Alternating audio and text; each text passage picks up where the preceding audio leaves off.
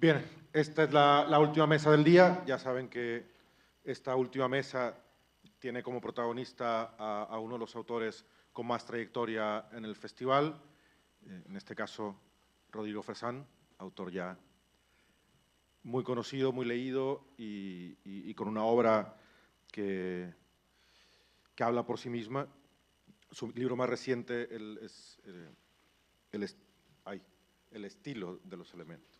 Iba a decirlo como es el libro real, los elementos de estilo, exacto.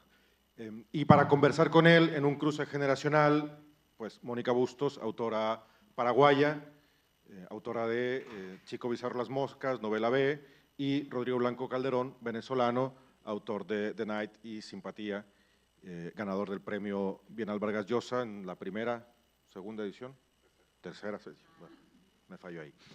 Adelante, muchas gracias. Buenas noches a todos. Soy Mónica Bustos, como dijo él. Escribí algunas cositas para preguntar. Tengo un caos aquí que no es cronológico y ese es mi estilo, la forma en la que escribo un caos que luego hay que ir armando. Por eso, por eso ese caos, cuando leí por primera vez a Rodrigo Fresán, como que siempre digo que me cambió un poco la vida, porque en Paraguay, para bien, bueno, seguí escribiendo, seguí escribiendo como a mí me gustaba escribir, siempre mi proceso de pensamiento es como ahora estoy hablando, un montón de ideas se me cruzan en ese sentido, escenarios, personajes, siempre escribí de esa forma. Cuando yo leo este libro, que siempre digo que es una novela, todos dicen que es un cuento, hasta él dice que son cuentos, pero para mí es una novela. Bueno, entonces eso me dio como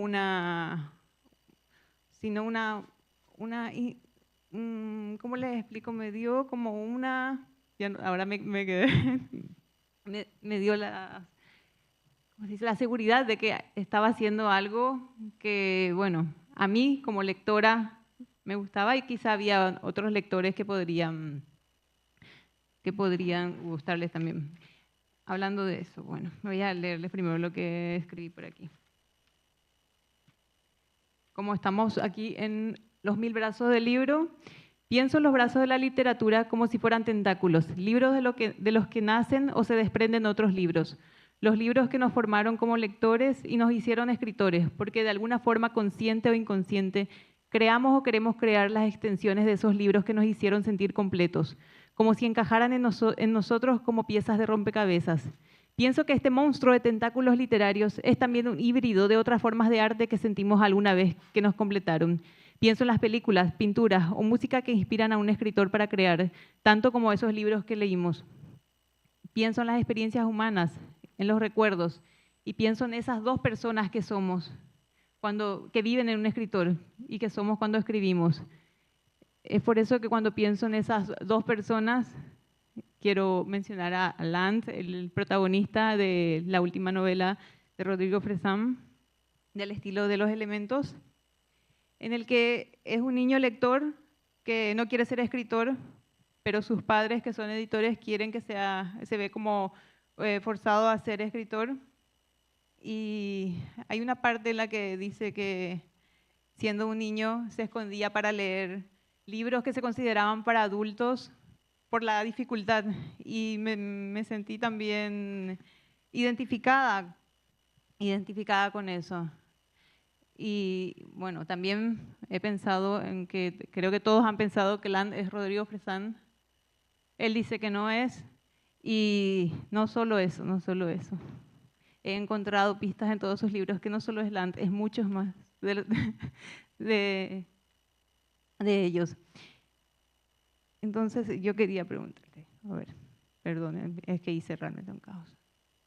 Bueno, en este libro, En Vidas de Santos, se menciona al hijo que quiere ser escritor cuando compra a Drácula, que Drácula también aparece con Land, como si fuera un interrogatorio, también aparece con Land en el estilo de los elementos.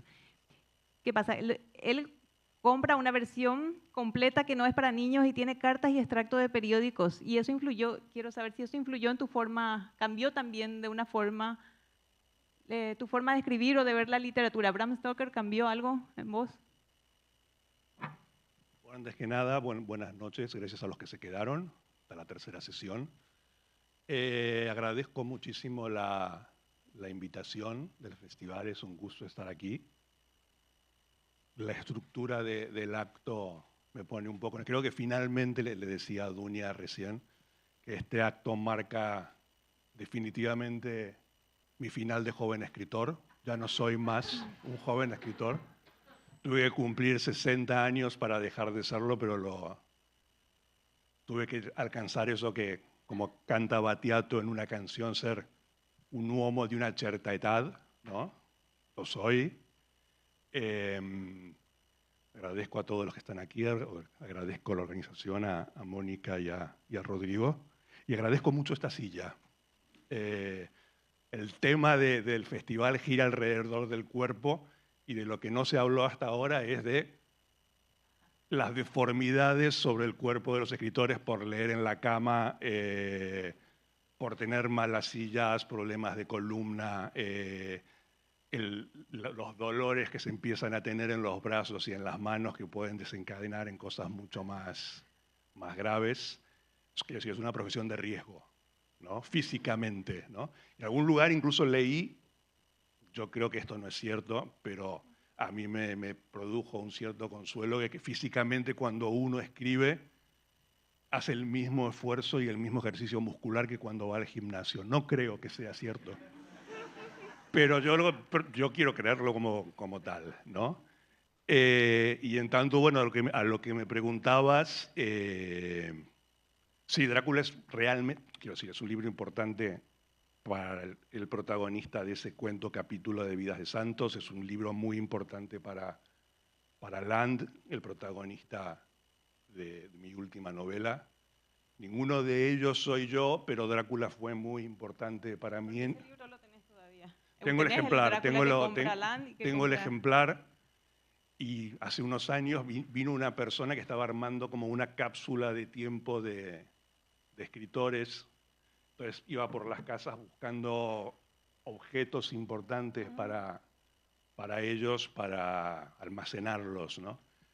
Entonces vino a casa y yo tenía este ejemplar de Drácula, una edición argentina de Rodolfo Alonso, editor, que además decía primera versión completa, que para mí marcó como un orgullo enorme, pues yo hasta entonces había leído libros de Dumas, de Salgari, de London o de Verne en ediciones bien abreviadas. Hay una colección argentina muy famosa que se llamaba Robin Hood, no sé si sigue existiendo, y yo me acuerdo del orgullo de decir, bueno, voy a leer un libro como realmente fue escrito. Y vino esta persona, entonces le di el libro y le expliqué la historia y me dijo, perfecto, no sé qué cosa, bla, bla. Y se fue, y a los 5 minutos yo dije, ¿qué hice? Y salí corriendo a la calle detrás del tipo y dijo, no, le dije, me lo tienes que devolver. O sea, se lo quité. O sea, no, pero ya lo diste. No, fue una discusión así, pero por el libro lo tengo. Ahora le di otras cosas. Después, finalmente, como unos muñequitos de unos luchadores enmascarados, unas tonterías. Pero para mí fue muy importante el libro ese, como para Land y como para el otro, porque fue la primera vez que yo leí sintiendo que leer no era solo leer, sino que podía provocar emociones y reflexiones secundarias. Yo siempre digo que hay como edades en la vida de un lector que se corresponden un poco con las edades de un escritor, entendiendo que un escritor finalmente es un lector que escribe, ¿no? Que cuando uno empieza a leer hay una preocupación principal e inmediata por el héroe, ¿no? Es la forma primera de la lectura de identificación del héroe.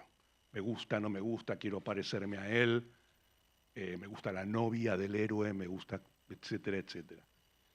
Después, si uno sigue leyendo, hay como un segundo, por lo menos fue en mi caso, ¿no? Hubo un segundo momento de deslumbramiento. Me acuerdo cuando yo leí Los Tres Mosqueteros, o leí Sandokan, o leí 20.000 leguas de viaje submarino. Recuerdo la impresión, pero así cataclísmica que sentí cuando descubrí que había más libros con Sandokan, había más libros con D'Artagnan y los Tres Mosqueteros, y había más libros con el Capitán Nemo, y de haber pensado, pero entonces los personajes son como personas en el sentido que siguen viviendo, más allá de sus momentos originales, ¿no? Luego hay una tercera instancia, si uno persevera en el acto de leer, no simplemente como cuéntenme historias, sino con algún interés más calificado y cualificado, que empieza a haber una preocupación por quién escribió eso, ¿no? Cómo se le ocurrió. Yo me acuerdo la impresión que tuve cuando me enteré que ni Julio Verne había estado en la Patagonia, ni mucho menos en el centro de la Tierra, o que Salgari nunca había estado en la Malasia, o que el conde de Montecristo no estaba inspirado en un personaje real, pero sí, pero no. Y después hay una ultimísima instancia que mucha gente no tiene por qué llegar a eso, pero que es, yo creo que es el último grado de la lectura, que es la preocupación por el estilo, ¿no? Y ahí tiene que ver cómo se cuenta algo, de qué manera, por qué de este modo, por qué esta elipsis, por qué no se cuenta esto, por qué queda esta zona de misterio, ¿no? Y yo cuando leí Drácula tuve por primera vez esas percepciones en dos circunstancias muy claras, ¿no? Porque a mí me gustaban muchísimo las películas de terror, me gustaban los cómics de terror, la literatura de terror, y me acuerdo que cuando compré Drácula dije, bueno, al final voy a saber todo lo que había visto en las películas, ¿no? De Bela Lugosi, Christopher Lee, los Dráculas que había por ahí, Dráculas mexicanos, Dráculas negros, y me acuerdo mi enorme sorpresa, primero frustración y enseguida asombro en el mejor sentido de la palabra, que descubrí que la novela original de Drácula tenía como 500 páginas, pero Drácula aparecía solo en 30. A diferencia de en las películas, que Drácula está todo el tiempo, ¿no? Y que Drácula básicamente eran un montón de personajes hablando sobre Drácula, discutiendo a Drácula, atormentados por Drácula, persiguiendo a Drácula, fascinados por Drácula. Sobre la compilación de cartas que llegan y que Sí, eso están las convierte a los cartas. personajes en lectores otra vez. Bueno, no, y lo Es interesante es que siempre- Drácula los convertía a todos en escritores. Porque también. todos empezaban a escribir sus diarios, sus Es que- cartas sobre Drácula, gente que no escribía habitualmente, todos Ajá. empiezan a sentir una necesidad de escribir. Y la segunda cosa que me impresionó mucho, que es algo que no aparece mucho en las películas porque dificulta la estructura de una película de vampiros, es esta idea que además es algo que después para mí es una de las grandes enseñanzas que me dio la literatura, que es esta pequeña cláusula que introduce Stoker, que no era un gran estilista, pero creó un personaje realmente genial, que es esta idea de que el vampiro no puede entrar a tu casa si no se lo invita. Es algo muy útil para todos los... O sea, nunca dejes entrar al monstruo en tu casa porque si le abres la puerta, eres responsable, ¿no? Y esas cosas a mí me marcaron mucho en tanto lector primero, pero ya era un lector que quería ser escritor cuando fuera grande, ¿no? No es un lector que quería seguir siendo lector y no quería ser escritor. No, yo Siempre sí- no- quisiste ser escritor, No, yo siempre quise ser escritor. Mis padres Ah. no son editores, no fueron pero editores. diseñaron tapas de libros. ¿Eh? Tenían algo que ver, diseñaron Bueno, mi tapas padre de es libros. diseñador gráfico y mi madre es psicoanalista y no, pero no... De hecho, creo que estimulaban mucho mi lectura porque eran padres bastante... iba a decir sui generis, pero me parece demasiado piadoso, ¿no? Eran padres muy prolijos, ¿no? De hecho, voy a citar un mínimo ejemplo nada más, cuando la gente lee El estilo de los elementos, mi último libro, me dice, no, está bien, es muy divertido, jajaja, juju, me reí mucho, me digo, pero hay una parte donde realmente fallaste, el libro falla y se viene abajo y no funciona porque es completamente inverosímil, ¿no? Y hay una parte en el libro donde al protagonista lo expulsan de un colegio al que va cuando tiene 13, 14 años. Decide no decirle nada a sus padres de que lo expulsaron. Entonces lo que hace es finge todas las mañanas que se va al colegio y se va a un centro comercial a leer libros que de tanto en tanto roba de la librería del centro comercial, se convierte como en un perfecto ladrón de libros, pensando que eso va a ser un tiempo limitado y que no puede sostener esa farsa. Pero de hecho el protagonista está 2 años y medio fingiendo que va al colegio sin que sus padres se enteren. Y mis amigos me dicen, eso es imposible. Digo, bueno, es lo único cierto estrictamente de la novela. Sucedió eso. No me pregunten cómo ni por qué, pero durante 2 años y medio yo no recibí ninguna pregunta acerca de calificaciones. Mi padre me daba talones para pagar el colegio cada trimestre que no se descontaban de su cuenta bancaria y no había ningún registro de eso. Y yo ahí básicamente iba pasando el tiempo y decía, es que no puedo creer cuándo se van a dar cuenta de esto. Y entonces lo que hacía era leer, y además yo me acuerdo que, bueno, en algún momento dije, bueno, voy a tener que confesar, entonces yo me fui armando, o sea, mi gran educación como escritor, mi universidad como escritor, fueron esos 2 años y medio donde yo leí básicamente todos los clásicos y todo el siglo XIX, ¿no? Además, yo estaba en las escaleras de ese centro comercial que ya era como una leyenda urbana, supongo, de ese lugar, ¿no? El fantasma del niño que lee, ¿no? Que tanto parece, ¿no? Y además me acuerdo que decía, no sé, leía a Dostoyevsky y decía, bueno, cuando termine con Dostoyevsky se los cuento. Y cuando me faltaba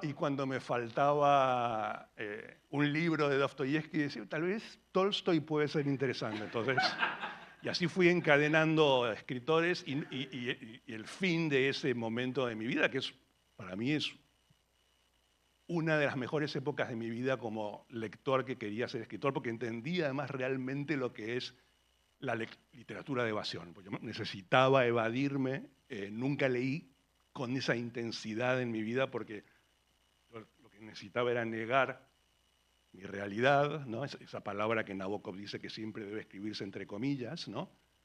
Y ese momento refulgente de mi vida se acabó un día que mi padre tenía que hacer un trámite y se había olvidado de mi número de DNI y llamó al colegio para hablar conmigo, para preguntarme el número de DNI y dijeron, señor, su hijo no concurre a este establecimiento desde hace 2 años y medio. ¿No? Yo me acuerdo, volví ese mediodía, como todos los mediodías, a mi casa y estaba mi padre y me dijo, ¿qué tal? ¿Cómo te fue en el colegio hoy? Le dije, no, bien, todo tranquilo. Y funda negro a la escena, no digamos nada más. Y me acuerdo además también que yo era hijo de exiliado con padres de la inteligencia y éramos varios hijos de exiliados en Caracas, lugar de nacimiento de Rodrigo, y que había varios padres de la inteligencia con hijos, y me acuerdo que los hijos después venían a mí y me decían, desde que hiciste esto, ahora nuestros padres se preocupan por el colegio y nos piden los cuadernos todos los días y nos toman la lección y eso yo. Afortunadamente, esa preocupación duró como 15 días para ellos, tampoco no fue una condena tan grande, ¿no? Pero bueno, es un poco eso, ¿no? No sé si contesté. Sí, contestaste. Bueno. Ya. Tomás, sí, Quería, dale. para Dale. conectar con eso, Sí, ¿no? sí, sí. Fíjate que buenas noches. El apellido Fresán yo lo vi por primera vez en los créditos de los libros de Monte Ávila. Sí, de Biblioteca Ayacucho también. Y de Biblioteca Ayacucho, sí. el diseñador, ¿el nombre de tu padre? Juan Fresán. Juan Fresán. Sí. Eso a mí se me quedó grabado porque era el diseñador de una cantidad increíble de libros. Y bueno, pasa el tiempo y me entero que era tu padre, que además viviste un tiempo en Caracas. Y después leí esa crónica maravillosa que escribiste sobre Caracas. Sobre el episodio también. Sobre ese episodio que yo decía, qué maravilloso, ¿no? Esa novela de iniciación de un escritor. Y tenía en mente la pregunta, un poco enfocándolo con lo del cuerpo, porque esa imagen de ese adolescente que lo expulsan de la escuela y que anda por allí por la ciudad leyendo, pero a la vez postergando, ¿no? A mí me parece una metáfora muy nítida también de la escritura, ¿no? La escritura, no sé si te pasa y quería preguntarte, a veces es una especie de responsabilidad a la que uno le saca el cuerpo y que puede ser incluso agónica, ¿no? Y que en algún momento se concreta, ¿no? Entonces quería Sí. preguntarte un poco esa relación. Sí, agónica es una palabra que a mí entiendo lo que quieres decir y es así realmente, pero trato siempre de encimar a cualquier tipo de ese tipo de sentimiento. Quiero decir, yo soy muy feliz escribiendo, me la paso muy bien, me divierto, me gusta que mis libros tengan humor, ¿no?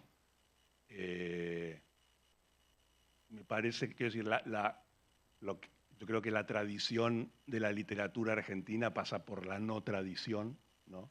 En realidad, a mí me gusta siempre, y lo repito muchas veces, pero es inevitable porque además no tengo tantas certezas, ¿no? A mí cuando me hacen este tipo de preguntas a veces me quedo, porque son cosas en las que uno no piensa de una manera consciente, ¿no? A mí me parece que los escritores no deben tener demasiadas certezas porque si no se pierde mucho de la gracia, ¿no? De la escritura en sí, ¿no? Pero yo siempre me acuerdo parafraseando eso que dice Borges en El escritor argentino y la tradición, que es lo más parecido a unas tablas de la ley que alguien propuso para la idea de ser escritor argentino, ¿no? Que sobre el final Borges dice algo así, dice como, puesto que tenemos que resignarnos a la fatalidad de ser argentinos, ¿no? Dice, nos queda el consuelo de que nuestro tema es el universo entero, ¿no? Entonces, ahí siempre me gustó mucho la idea esa que del núcleo más comprimido y más pequeño y bing bangesco de lo argentino explote y se proyecte en todas direcciones y se proyecte con una gran capacidad de alegría y de diversión, ¿no? Yo creo que hay una tradición argentina de escritores que se divierten, ¿no? Cortázar, Borges, Bioy, Aira, casi todos menos Sábato probablemente, ¿no? Pero bueno, es una elección de vida, ¿no? Yo siempre, incluso en estos momentos que tú me imaginas como deambulando con una especie de flaner, como un personaje casi de Kafka, tal vez, ¿no? En lugar de K me llamo R, ¿no? Y voy caminando ahí por esos lugares de Caracas, por el centro comercial que se llamaba Mata de Coco, el colegio del que me habían expulsado era el Santo Tomás de Aquino, y yo vivía en un lugar llamado Residencias Country, que creo que todavía existe. Pero cuando yo me recuerdo en esa situación, me recuerdo feliz. Incluso, y además, creo que esa idea mía se subraya aún más y se hace más sólida. Estamos en estos días del centenario de la muerte de Kafka, ¿no? Y hay abundantes testimonios de Kafka trabajando en la aseguradora, parado sobre el escritorio y leyéndole sus escritos a sus amigos, sus escritos kafkianos y torturados, partiéndose de la risa a carcajadas, ¿no? O sea, Kafka entendía que la metamorfosis era una comedia, ¿no? Y de repente kafkiano ha adquirido un sentido que para Kafka, que murió sin saber que era Kafka en ese sentido, o kafkiano, no lo tenía en absoluto, ¿no? Entonces, en ese sentido, yo me aferro a eso, ¿no? Y esa idea de juego constante, incluso me gusta mucho cuando hablaba Eduardo de sus novelas, ¿no? A mí me gusta la idea esta de que yo no lo recuerdo ni a Eduardo ni a ninguno de mis contemporáneos escritores diciendo algo así como yo quiero escribir la gran novela argentina. Me parece que nunca fue una ambición. Los chilenos me parece que la tienen, los mexicanos la tienen, los venezolanos no sé si la tienen. ¿La tienen? No, no. Pero en cuanto a eso, yo justamente te quería preguntar sobre qué representa para vos historia de Argentina. Quisiste hacer ahí una explosión de todo lo argentino y como ya No, exorcizarte de eso. No, Historia Argentina es como una especie de accidente en mi vida. Quiero decir, yo reordenara mis libros no en el orden que fueron escritos y publicados. Por lógica, mi primer libro tendría que ser Jardines de Kensington. O sea, un libro que transcurre en Inglaterra, sobre James Matthew Barrie, Peter Pan, bla, bla, bla. Personaje y personaje que no me interesaban. Pero quiero decir, yo cuando empecé a escribir, escribía cosas que transcurrían en el extranjero, con personajes norteamericanos o ingleses, generalmente. Y entonces, bueno, llegué a tener una cantidad de cuentos y se los llevé a un editor amigo de mi padre, un editor legendario. Yo había crecido en un contexto literario, yo desde que tengo memoria quería ser escritor, pero además, bueno, como decías bien, mi padre hizo estas portadas, también hizo un libro con Cortázar, una edición gráfica de Casa Tomada, hizo un libro con Borges. Yo me acuerdo de García Márquez en mi casa cuando salió 100 años de soledad, o sea, me acuerdo de Cortázar, me acuerdo, bueno, mi madre y mi padre, entre mis 2 años y mis 11 años, se separaron entre ellos y se volvieron a juntar 8 veces con parejas. O sea, yo tuve como 8 madrastras y 8 padrastros, además de mis padres, y uno de ellos fue Paco Porrúa, ¿no? el editor de 100 años de soledad y de Rayuela, quien visitaba aquí en Barcelona hasta que murió, que fue tal vez el que más me influyó, me regalaba libros, había fundado la editorial Minotauro, entonces yo tenía todos esos libros gratis también.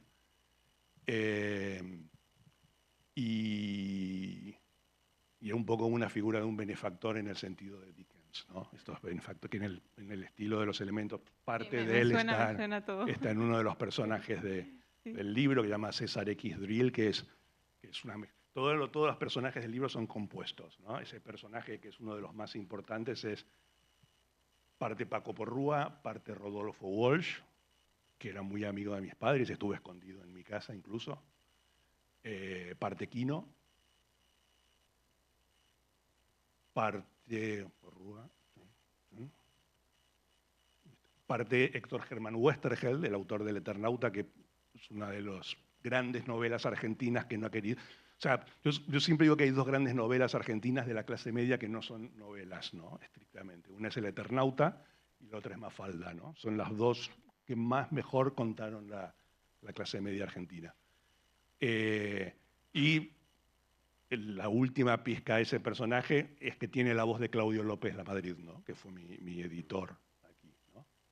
Pero vuelvo a decirte esto del principio, toda la idea esta que decía de la gran novela argentina, si uno se pone a pensar en cuáles son, ninguna es una novela convencional, ¿no? Son todas novelas que están como estalladas en el aire. O sea, Rayuela, Dan Buenos Aires, Respiración Artificial, El Museo de la Beso de la Novela Mujer Eterna. Araña. La novela de Macedonio, el Museo de la Novela Novela. de Macedonio, El Principio Absoluto, El Grado Cero, que es el Facundo de Domingo Faustino Sarmiento, que no se sabe qué es, del mismo modo que El Matadero de Echeverría, que puede ser el otro gesto fundante, tampoco es un cuento exactamente, es más como un capítulo de algo. Entonces, quiero decir, en ese sentido, y para terminar, después de dar muchas vueltas, en cuanto a lo que me decía, yo rescato mucho la idea de está bien, si hay que sufrir, que sea con profunda alegría, y si hay que estar alegre, que sea con cierto patos también, ¿no? Y me llama la atención eso que mencionaste, que desde el principio para ti tú proyectabas tus personajes en el extranjero, ¿no? Por ejemplo... perdón, es que no le contesté a ella lo que era Argentina. Era eso. Sí. Bueno, luego brevemente. Sí. No, entonces llevé esta carpeta con cuentos al editor y el editor me dijo, bueno, están bien, están buenos, pero no transcurren en el extranjero. Entonces era como al principio del regreso a la democracia, yo tenía, no sé, 24 años, 25, 26. Entonces me dijo, hay que escribir algo más como del momento y del lugar. Yo me acuerdo que salí de la editorial y en plan así como Batman cuando ve que entra el murciélago por la ventana, ¿no? tipo origin story, elevé mi puño al cielo y dije, ¿quieren historia Te voy a argentina? dar- Les voy a dar historia argentina, pero hasta por todos los agujeros posibles. Y el libro Historia Argentina fue creado como un programa, como grandes temas, no greatest hits, sino grandes fracasos, en realidad, de la historia argentina y escribir un cuento sobre cada uno de ellos, pero con una plantilla y un blueprint de los cuentos, del cuento norteamericano, más que nada, que a mí más me gustaba, ¿no? Con Salinger, con Bellow, con Updike, con Carson McCullers. Entonces fue como una especie de caballo de Troya. El libro, bueno, tuvo mucho éxito. Mi teoría es que fue un misterio, porque esto es verdad también, o sea, yo me fui a dormir sin ser absolutamente nadie y el libro llegó a las librerías y entró en el número 1 de ventas por un misterio. Yo creo que es el título, yo creo que la gente leía Historia Argentina y se confundía. Llevaba para el colegio, a la escuela. No, y bueno, de hecho incluso me enteré después de que muchos embajadores y cónsules extranjeros compraban ejemplares para regalar pensando que era Historia Argentina a sus invitados y que se habrán agotado un par de ediciones gracias al cuerpo consular de diferentes naciones, ¿no? No, al hilo de todo esto que estás mencionando, por ejemplo, parte fundamental de tu experiencia es como emigrante, ¿no? Y desde muy temprano. Yo soy emigrante desde hace poco, unos 9 años, y una de las primeras cosas que sucede o que no sucede, y uno lo comparte, es que hay una dislocación. El cuerpo ya está lejos del país, pero la mente por un tiempo sigue allá. ¿Cómo ha sido ese proceso para ti de relación creativa, mental, espiritual con Argentina, ya después de tantos años fuera? Bueno, pero es que yo empecé siendo emigrante desde el minuto cero de mi vida, absolutamente, ¿no? Porque yo cuando nací pesando como 5,5 kilos, una especie de bestialidad. Mi madre no deja de recordármelo cada tanto. Fue un parto súper complicado y me morí. Fui declarado clínicamente muerto, ¿no? De hecho, llegaron a decirme, yo no lo vi nunca, que estaba mi acta de nacimiento y de defunción que decía nacido 18 de julio de 1963, muerto 18 de julio de 1963. 18 de julio es un día que para los españoles también tiene connotaciones interesantes. Entonces creo que esa fue mi primera gran migración, que estuve en el otro lado y volví. O sea, Hola, decir, y adiós. no, creo que como emigrante no hay gesto más definitivo y radical que ese, ¿no?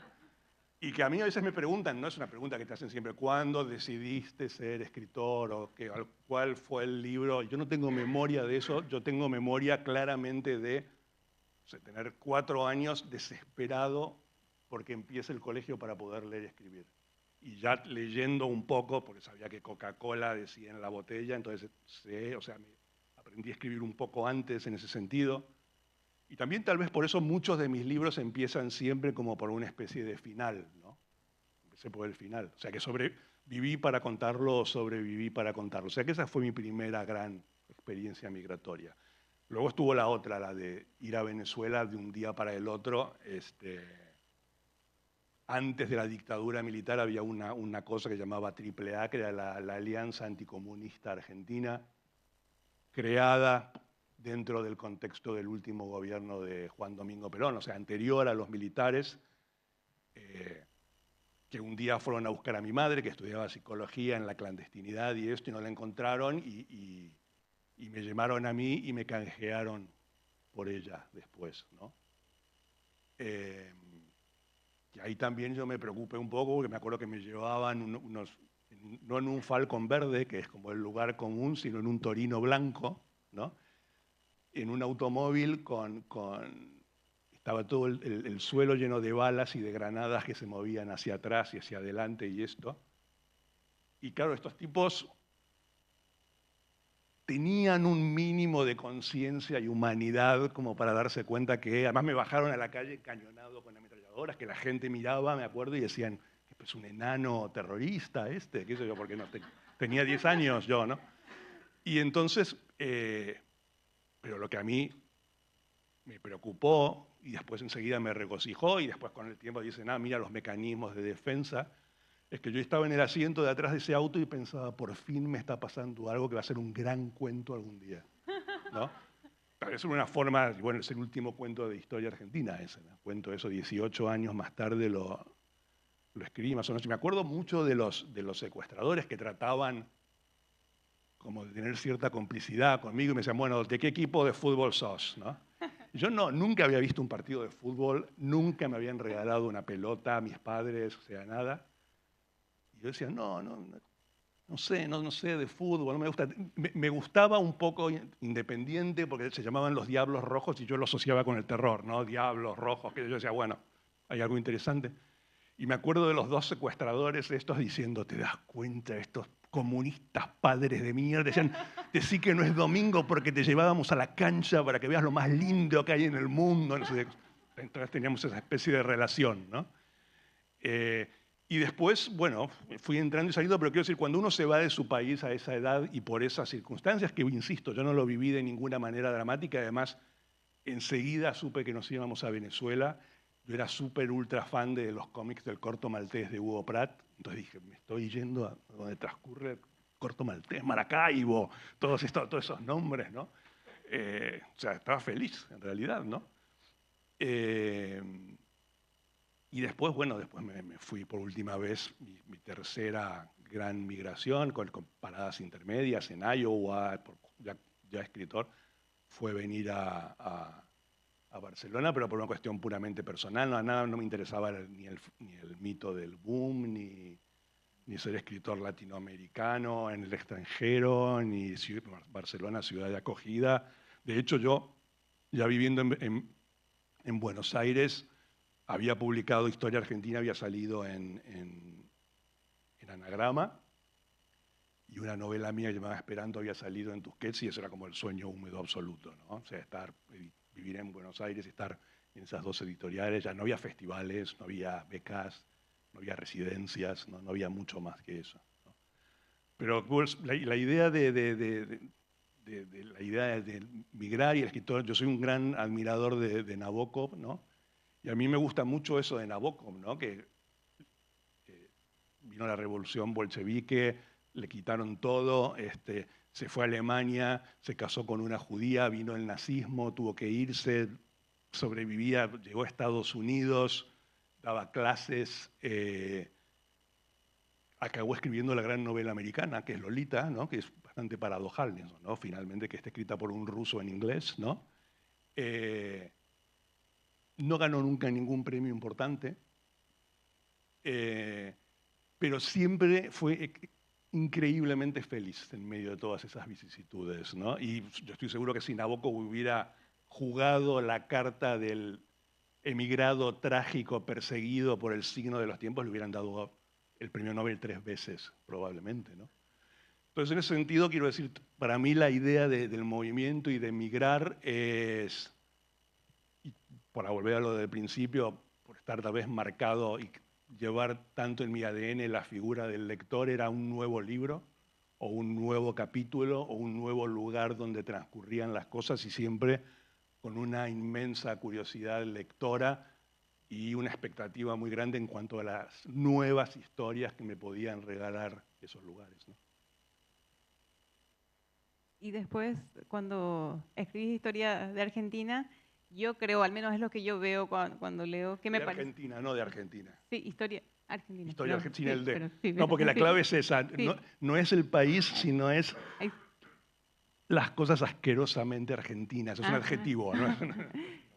Entonces creo que Canciones Tristes viene a ser el lugar que nunca ha existido y nunca más va a existir. Ya. ¿Te parece que tiene una conexión con que a partir de entonces te olvidas de...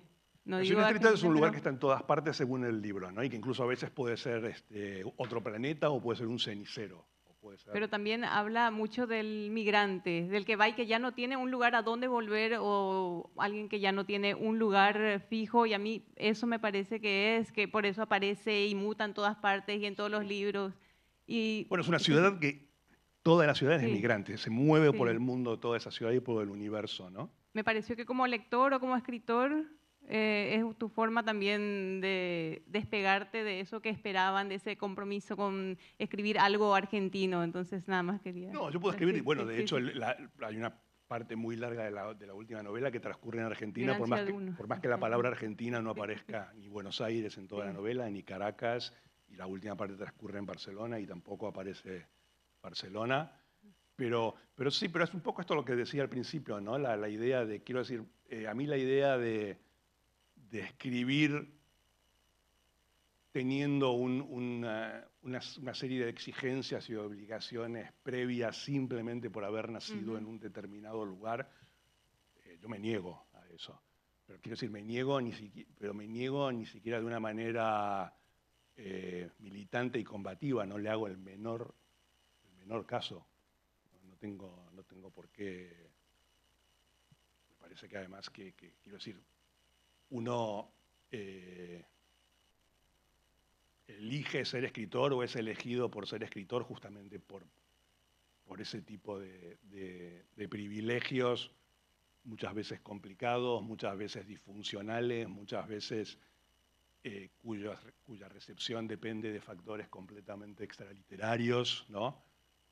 Muchas veces injusto, muchas veces muy gratificante, pero finalmente se reduce a eso, ¿no? Hasta ser uno y estar. Hay una canción que a mí me gusta mucho de, de un grupo de los años 30, que es un grupo vocal negro, de afroamericanos, que se llamó The Ink Spots, que se llaman las manchas de tinta, se llamaban, que a mí me parecía como un nombre genial, ¿no? Y tienen una canción que se llama Nosotros Tres, que la vas escuchando y parece ser, bueno, nosotros tres, es tan complicado, nos queremos tanto, nos traicionamos tanto, nos conocimos, dejamos de conocernos, a veces nos sorprendemos, a veces el otro no sabe que estamos los otros dos juntos. Y es como una canción de triángulo amoroso, ¿no? Es una canción romántica, ¿no? Estamos los tres perdidos. Y en el estribillo dice, nosotros tres, mi eco, mi sombra y yo, ¿no? Que es como una especie de divina, santísima trilogía o trinidad, ¿no?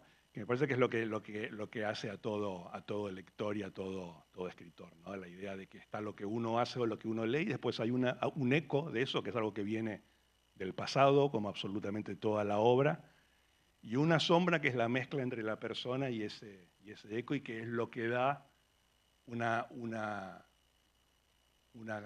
diferencia a todo. A mí una de las cosas que más me fascina de leer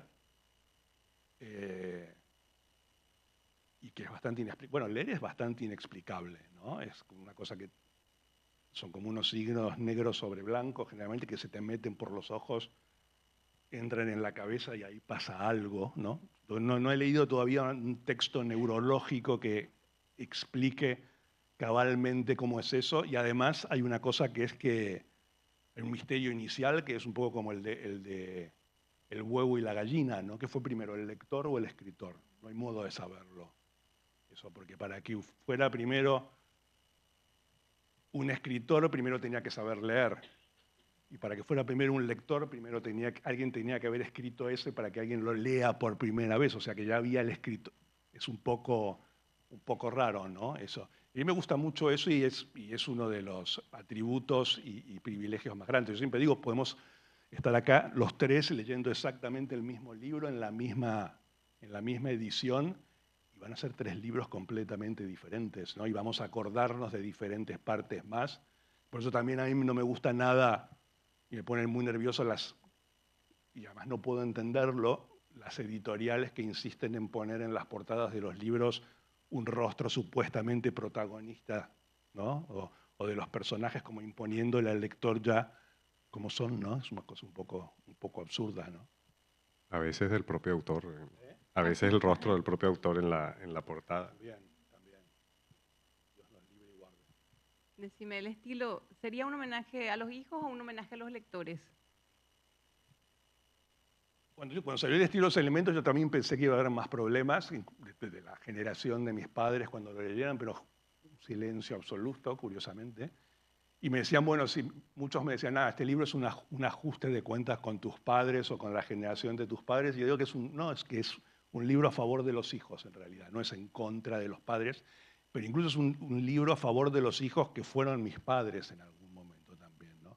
Ahí hay una especie de mirada sobre la generación de los 60, que tampoco nunca entendí mucho eso, ¿no? Porque la generación de los 60 son los que son jóvenes en los 60 o los que nacen en los 60, ¿no? Nunca terminé de entender muy bien eso. Yo creo que soy de la generación de los 60 y estoy convencido que los que nacieron en los 60 fueron mucho más irradiados por todo eso que mis padres, ¿no?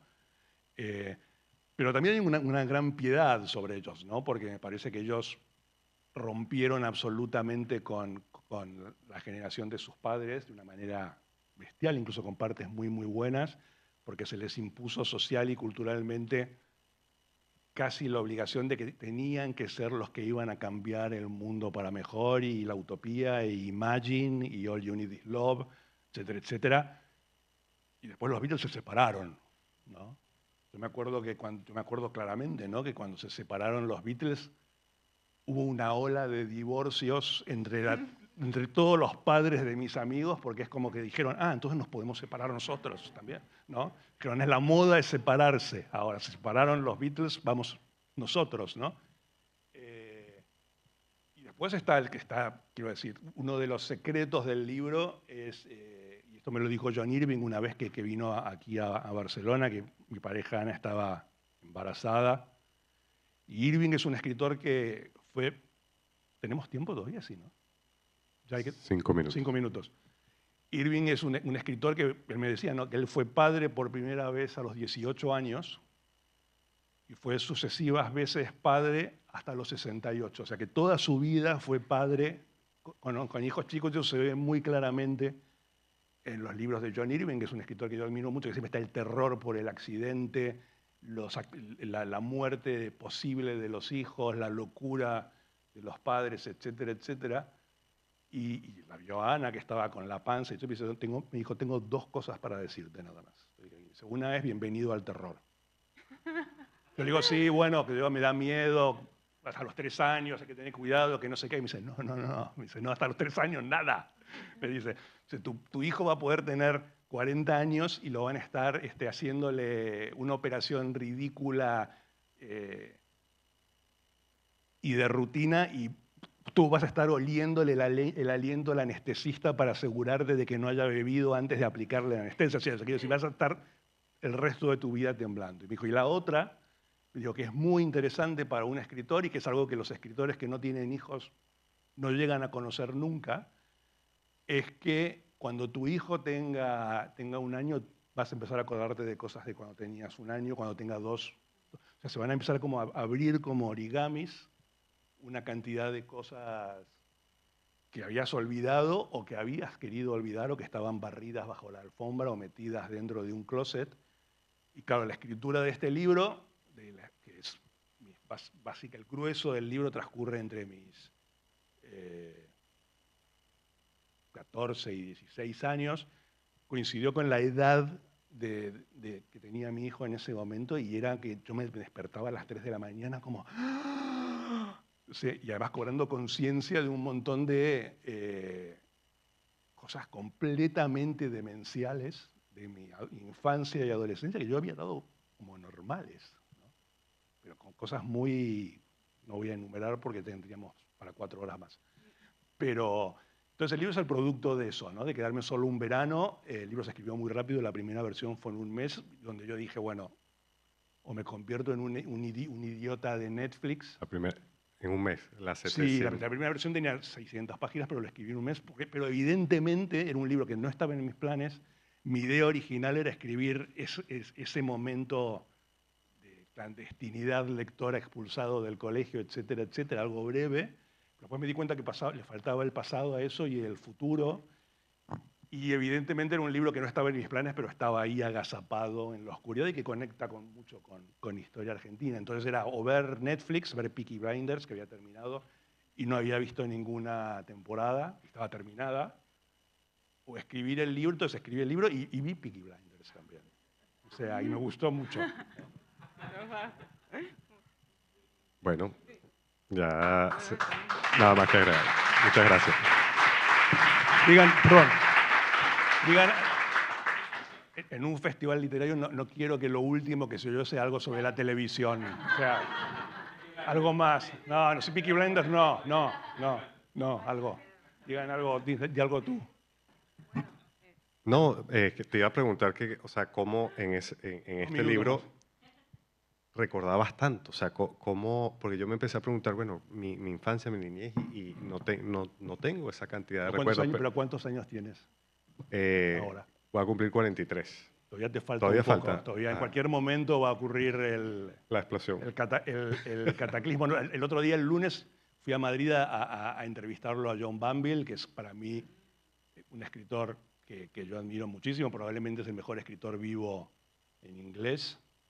Y él me decía, al final es todo el pasado. Y él dice, la frase que más citan de mis novelas es una que se llama El mar, y dice, yo no entiendo por qué a la gente le gusta tanto, pero no me cabe otra que entender que es algo que siente todo el mundo, ¿no? Que en un momento el protagonista de la novela dice, el pasado, ese segundo corazón que late en tu pecho, ¿no?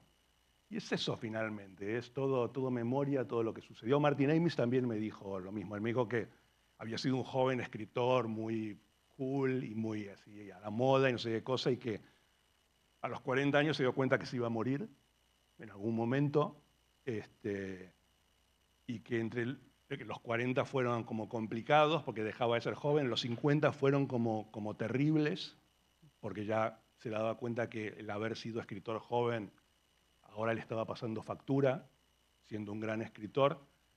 Y dijo, y cuando cumplí 60, me dijo, pasó una cosa que no estaba en mis cálculos, que es increíble, que como de golpe se abrieron las puertas de un palacio que yo no sabía que estaba ahí, y me dijo, y ese palacio es el pasado. Y uno entra ahí y si hay suerte te quedan 20 años buenos para explorar esas habitaciones, ¿no? Pues eso, nada más. Ahora sí.